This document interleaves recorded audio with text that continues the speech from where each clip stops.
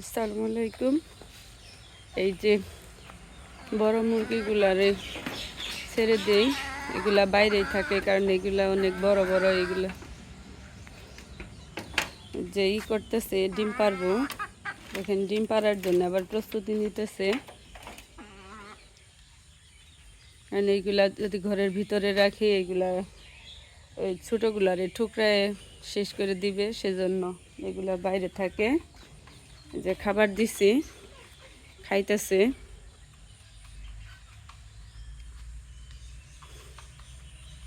যে খাবার দিতে হয়েছে, খাইতেছে। আর এই দুইটা শরীরে চুলকাইতেছে। আর আপনাদের সর্বশেষ আপডেট দিতে আসলাম। ওই যে একটা মুরগির পা যে হয়ে গেছিল, দেখেন এইভাবে যেখানে বাচ্চা রাখি এখানে সব কিছু করে দেওয়া হয়েছে। এখন আর ইঁদুরে গর্ত করে না, কারণ প্রতিদিনই খেয়াল রাখতে হবে যে ইঁদুরে গর্ত করে কিনা। এখন আর ইঁদুর গর্ত করে না।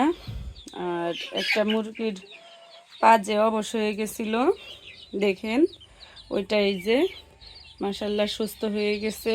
আর ছোট এটারে ঠুকরাই, সেজন্য এটারে আলাদা করে রাখছি।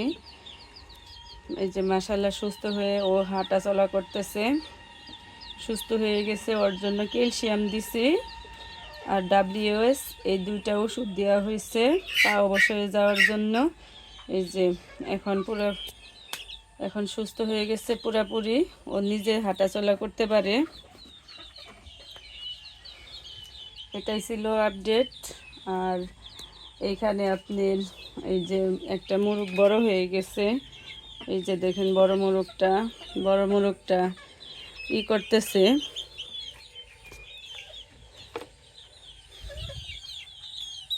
বড় হয়ে গেছে, আশা করি আস্তে আস্তে ইনশাল্লাহ এখন সবাই ডিম দিবে।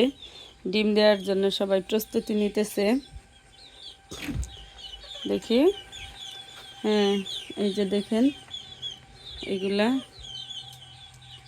খাবার দেয়া হইল, সবাই খাওয়া দাওয়া করতেছে।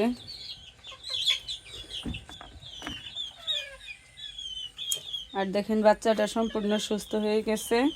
আপনারা সবাই দোয়া করবেন আর ভালো থাকবেন। চ্যানেলটি ভালো লাগলে সাবস্ক্রাইব করে দিবেন, পেজটি ফলো দিয়ে দিবেন। আর সবাই ভালো থাকবেন, সবাই দোয়া করবেন। আল্লাহ হাফেজ।